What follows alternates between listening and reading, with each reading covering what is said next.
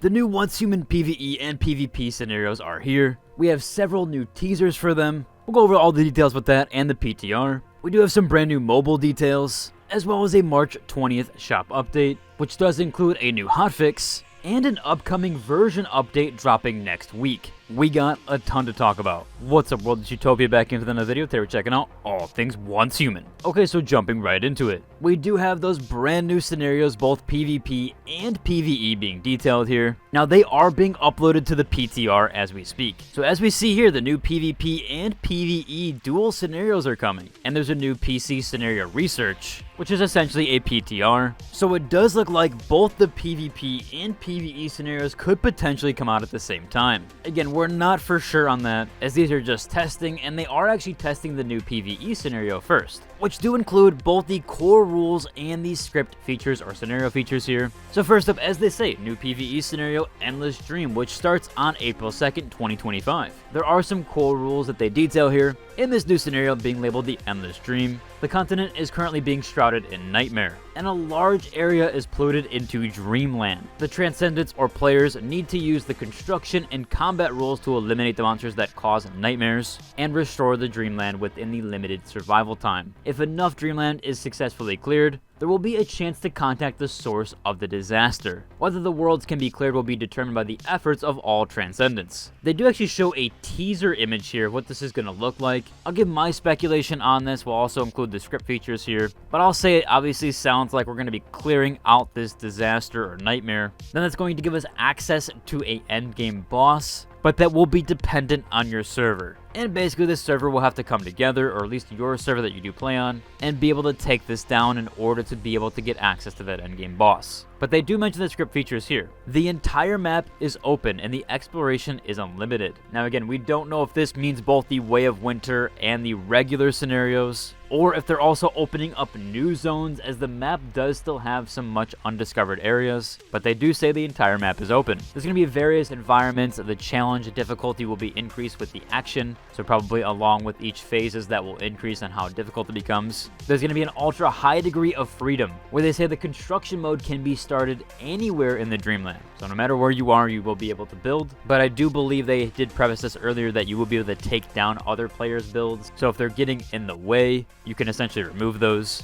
But I do believe you can build anywhere, so you don't even have to be on your territory. You'll be able to build walls and structures to be able to help you. Kind of much like you do in the Prime War, where you could essentially build all in that area, and people come together to build those. I do mention here that the season rhythm is flexible. It will progress with hunting result. Again, I do believe this means that essentially the phases will depend on your server. So if there's a lot of players getting together, working together, and doing the scenario properly, then that phase will actually advance faster. There's going to be multiple ending experiences, and the future of the end of the world is decided by you. Sounds like there's going to be even a failure scenario, or it does succumb to the disaster or the nightmares. Obviously there'll be a succeeding one, and maybe even a secret one. I think that's really cool. Make some dynamics for replaythroughs on that. Super fun overall. And again, that teaser imagery here, what we could see is it looks like some effects coming from the ground or coming up from the ground. Obviously that's the nightmares. Maybe this is also alluding to what the boss could be. Looks pretty cool overall, and I'm guessing this is going to have some area effect damage. Maybe they're even doing some casting stuff there. I think this teaser imagery looks really cool. Next up here for our PvP fans, we have the PvP scenario Seeds of Trouble or Seeds of Chaos. Again, with translation, we don't know what it's going to be called on NA yet. This one will start on April 9th though, as that PvE scenario is going to be starting April 2nd. So in the new scenario Seeds of Trouble or Seeds of Chaos, the Transcendents or players will form a 4-person team to experience a highly free sandbox. That's in a fully open PvP environment, which I do believe meaning that you can PvP anywhere and it will always be turned on. So no safe zones like Prison vs. Clash. Players need to find a balance between self-development and plundering others, consuming plane fragments, which could be something new, or feeding Nisha to summon the arrival of the Sky's Touch, which will cause great damage to the environment and ultimately rewrite the end of the world. I do believe this teaser image or teaser trailer image here might actually showcase what that would look like. This one looks absolutely insane. Now the script features for that are a dynamic ending, so much like the last one with the PvE scenario, you're also getting a dynamic ending here. The direction of the world is written by you. There will be an all-map raiding gameplay.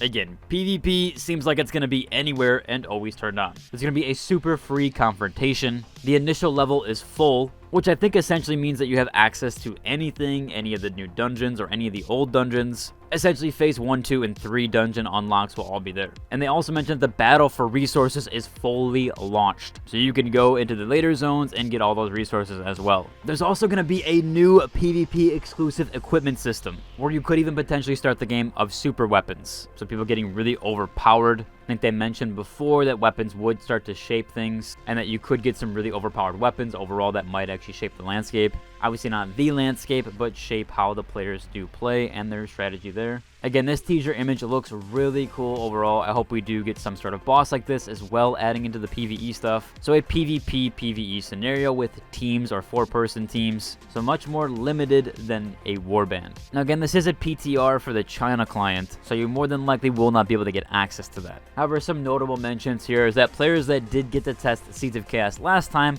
will have access to Seeds of Chaos this time. And they also mentioned that the second test of Seeds of Chaos will unlock new content. They didn't show everything there just yet. Now, if you haven't seen from my previous videos, we actually do have a roadmap of when those scenarios might be coming out. They were labeled a bit different here, but these were the code names, so there was a new scenario code Broken and a new scenario code Purification. They do mention in May that they would be in early access, whereas the full release would be in July. But it seems like we're already in early access, or they're PTR testing. Maybe they do launch these in early access, though when they do get posted to the NA client. We'll have to wait and see, but they are gearing up to launch these very soon. We do have some more additional news here, or official news. They actually have pushed the account and character sharing to March 29th. That's to ensure stability there. They are actually testing it in Hong Kong and Taiwan first, so we'll see how that goes, and then they are going to push it to all regions on the 29th, which could be the 28th NA time, but a bit of a 1 to 2 day delay there. We also did have a 1.4.3 hotfix. They fixed some bugs here with players getting occasionally stuck under floors, abnormal settlement problems, or some territories during the season. They also fixed an occasional display issue where photos placed in a photo frame were abnormally stretched. And they did fix a massive bug here, which if you didn't know, essentially in the Prison vs. Clash, people were able to duplicate anomalies or deviants or deviations, where they were able to increase their score multiple times. So yeah, that has now been fixed, so if you're waiting for Prison vs. Clash, you can now join new scenarios. In fact, I might be joining the one, I believe it's launching on the 22nd here, so I'm glad they fixed that, and it should go better now that they have fixed that glitch. Another last minute mentionable here, I didn't get to cover this because I had a lot going on in the background if you didn't see on my channel, but essentially they have actually done a major change here where they've adjusted the phase time, where essentially for the Mana Abyss scenario, those are going to happen faster. Way of Winter will also happen faster.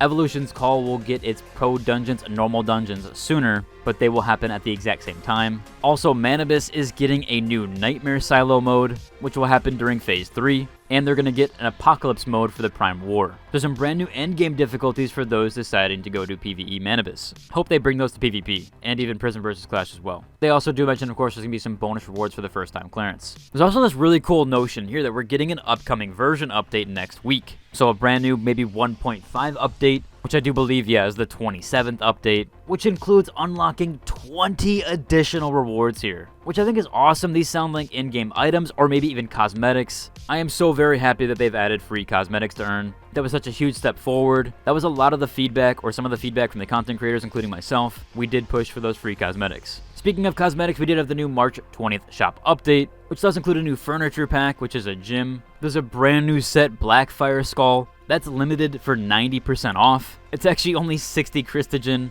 so it is incredibly cheap there. On top of that, they have the Weapon Spin Western Wildfire Bundle. So some new weapon cosmetics. Also, speaking of some updates here, if you didn't know, mobile is launching very soon. What is absolutely wild here is that they reached 30 million registrations. Yes, you heard that right. The mobile platform has reached 30 million pre-registered. Say what you will about mobile, but that might be actually massive for Once Human. Just getting more players into the game, I don't think is ever a bad decision. And it's already running on mobile. In fact, I have it on my phone already. I'm in the test. I can literally play my main character on it, and it is just so cool. I love being able to play it on the go. I've been enjoying that a ton. My only hope is that they do add controller support. But still, right now, the mobile test is incredible. There's also some additional Dragon cosmetics. I believe they were the same for when we got those on PC, so they are just giving those to the mobile platform now. But yeah, absolutely insane amount of pre-registrations. I'll include a link to it down below if you do want to. Overall, that should wrap up for today's video. If you like, subscribe, and until the next one. Deuces!